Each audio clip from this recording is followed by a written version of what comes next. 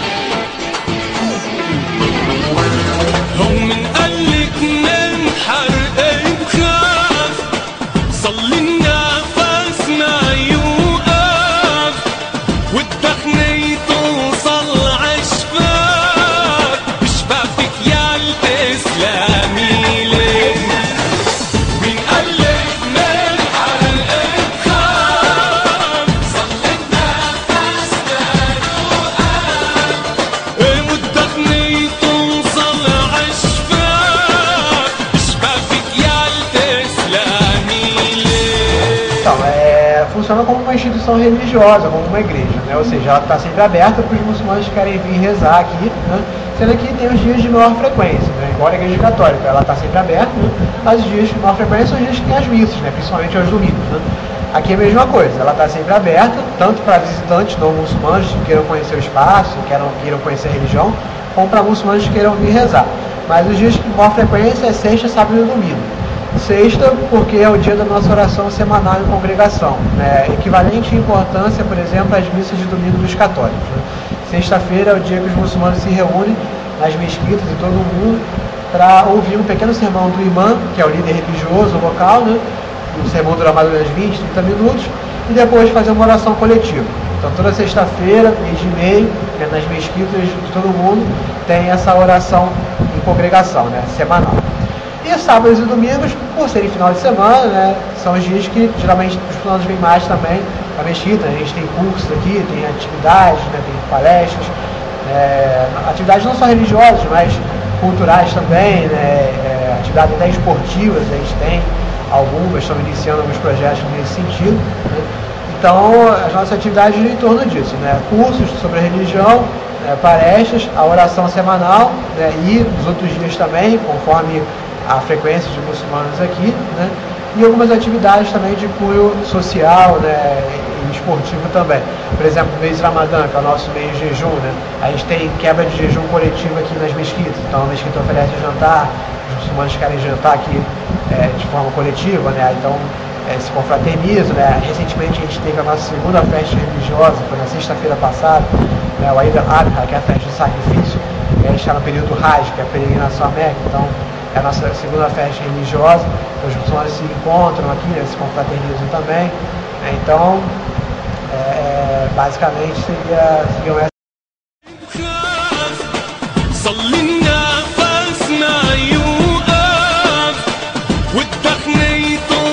Então, qualquer pessoa pode ser muçulmana, né, basta que ela conheça a religião, né, estude. Se ela se identificar, né, acreditar e quiser de fato praticar a religião, ela pode se tornar muçulmana e é bem simples, né? Basta ela dizer uma frase em árabe, que em português significa: atesto que não há divindade além de Deus e atesto que Muhammad é seu servo e mensageiro. Quando ela fala essa frase, ela já está resumindo todo o Islã, porque ela está dizendo que acredita no Deus único, que é o pilar principal da religião islâmica, a crença monoteísta, né? Tanto que quando se fala em três grandes religiões monoteístas, você está falando de quê? Né? Do cristianismo, do judaísmo e do Islã, que são as três grandes religiões monoteístas do mundo, né?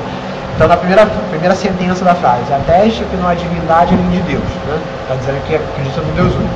e a tese de que Muhammad é seu servo e mensageiro. Muhammad que é conhecido no Ocidente como Maomé, né?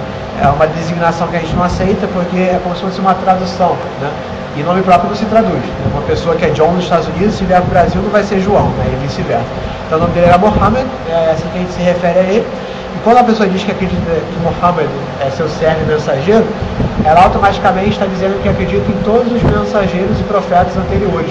O profeta Muhammad ele confirmou a mensagem de Jesus, de Abraão, de Moisés, de Noé, Isaac, Ismael, Jacó, Salomão.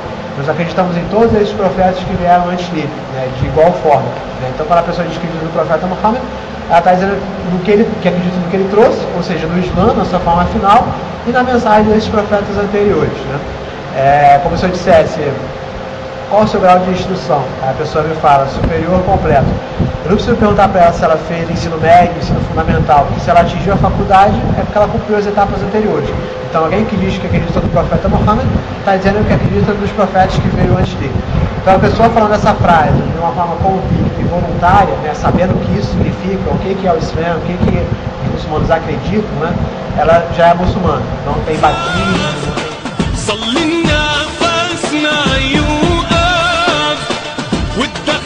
Claro. Inclusive, como eu falei, a gente está no período do Hajj, que é o quinto pilar da prática islâmica, né, que todo muçulmano que tem condições físicas e financeiras deve ir até lá pelo menos uma vez na vida. Né? E é sempre no mesmo período, né, do calendário islâmico. Está acontecendo agora o Hajj, né, geralmente 3 milhões de pessoas a cada ano vão para lá nesse período para cumprir essa peregrinação. Né?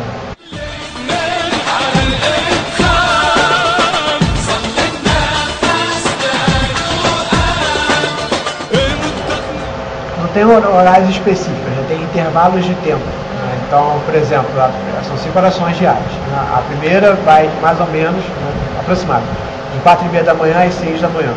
A segunda de meio-dia às 3h30. A terceira da tarde, de 3h30 às 5h30. A do pôr do sol, de 5h30 até às 7. E a última do dia, de 7 da noite até a alvorada do dia seguinte. Aí tem um intervalo de tempo maior. Então, dentro desses intervalos de tempo, o muçulmano escolhe um momento para fazer a sua oração. A oração não leva mais do que 5 minutos. Né? Então, dentro desses intervalos, ele escolhe um momento, faz a oração. Né? Às vezes a pessoa fala, mas tem que ficar de 4h30 da manhã até às 6 rezando. Não, são intervalos de tempo. Exatamente, para fazer a oração.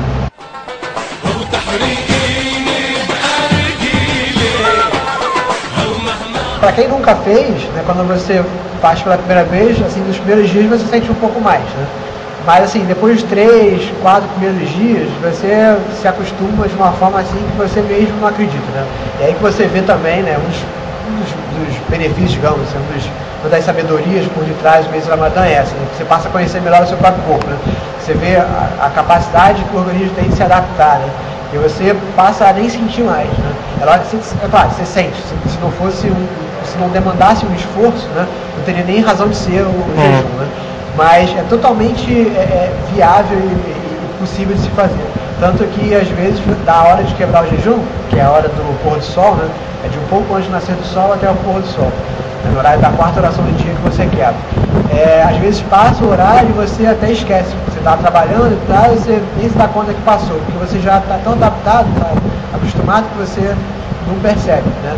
Então, assim, para quem nunca fez, os primeiros dias, 3, 4, 5, sente um pouco mais, mas depois se acostuma e fica algo bem tranquilo de fazer mesmo, né? Enfim, Deus não pede nada que não seja fora do alcance do ser humano, né? Que seja além das forças do ser humano.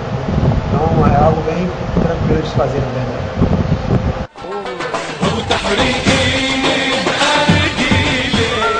Bom, a gente acredita que existam 3 tipos de criatura, né, criados por Deus, principalmente, né? Os anjos, que são seres criados da luz e que não têm livre-arbítrio, eles foram criados única e exclusivamente para obedecer às ordens de Deus, né?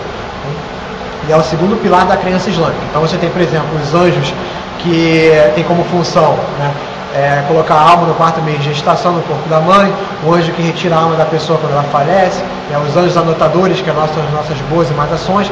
Existe uma infinidade de anjos, cada um com a sua função específica.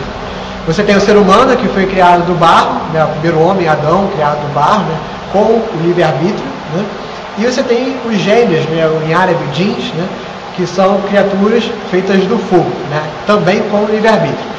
São criaturas que vivem como se fosse uma dimensão paralela à nossa, né? Eles têm como nos observar, porém nós não conseguimos enxergá-los. Então é como se tivesse, por exemplo, um inseto aqui na minha mão. Eu consigo vê-lo, né? Tenho a percepção real dele, porém ele não tem a exata percepção de mim, né? Então é mais ou menos essa analogia que a gente faz com os jeans. Os jeans conseguem nos perceber, nos observar, porém nós não os observamos. Ele tem algumas outras características, né, diferentes das nossas, né? E existem jeans de vários tipos de classe, né? Eles têm vida normal como a gente, trabalham, estudam, né, nessa outra dimensão onde eles vivem.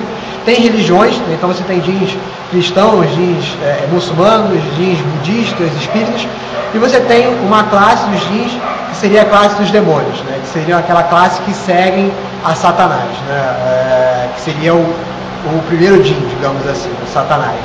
Então a função desses jeans, dessa classe dos demônios que descendem, né, são da descendência de Satanás, seria desviar, né, o homem do caminho de Deus, desviar os seres humanos do caminho correto, né? E é justamente essa a nossa função aqui na Terra, de acordo com a nossa crença, né?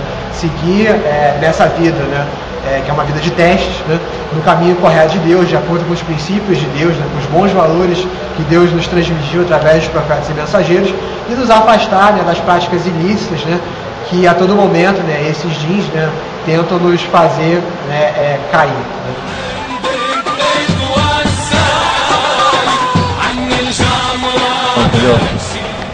Então, uma das coisas que eu acredito que tem me atraído também é o fato de que a religião islâmica, ela não é baseada só na fé, né? Não é só no emocional, é algo que está alinhado, crença e prática, lógica e fé, né? Razão e fé, né? E tudo no Islã está em perfeito equilíbrio, né? O Islã é conhecido como a religião do meio termo, da moderação e do equilíbrio, né? Nada pode ser extremo, né? Nem para um lado nem para o outro, né? Qualquer coisa que você leve para um lado extremo, seja para um ponto ou para o outro, você tende a estar indo para um caminho equivocado. Então o Islã sempre pega o caminho do meio termo do equilíbrio. E razão e fé, né, prática e crença, né, ou seja, lógica e emoção, está tudo equilibrado, né? Então todas as questões relativas à crença islâmica, à prática islâmica, elas não são baseadas só na fé. O Islã nunca é uma fé cega, é algo que está sempre baseado também na lógica, né? Se você parar para analisar e tudo mais, você tem que tudo ter um sentido, ter uma razão de ser, né? Enfim. Então isso é uma das coisas que me atraiu, né? O fato de ser uma religião que você consegue entender o porquê de cada coisa, né? Que dá a cada qual o que lhe é de direito, né? Então, por isso que ela é uma religião, na verdade, fácil e prática. As pessoas que, na verdade, não conhecem muito bem a religião, acham que é uma coisa muito distante, muito difícil, né? E sei lá, meio fora do comum, porque é diferente do que a gente no Brasil está acostumado a ver. Mas quando você passa a olhar mais profundamente, e depois quando você incorpora isso na sua vida, você vê que na verdade é bem fácil de praticar e fácil de entender, na verdade. Então, esse é um dos motivos, inclusive, pelo qual o Islã não para de crescer no mundo, né? Porque as pessoas, quando conhecem, veem realmente o que de fato é religião, o que de fato prega, os bons valores, e veem que de fato é uma religião de fácil prática. Então, convido sim, claro, a mesquita está sempre aberta, né, para receber qualquer pessoa que queira conhecer o espaço e o que o Islã tem a apresentar, né? A mesquita fica na Gonzaga Bastos, número 77 de Juca, né? Está sempre aberta. Eu estou aqui no horário comercial, em dias úteis, né? Então quem quiser acompanhar, fique à vontade. Sexta-feira é o dia da nossa oração. Agora no horário de verão está sendo 1h da tarde.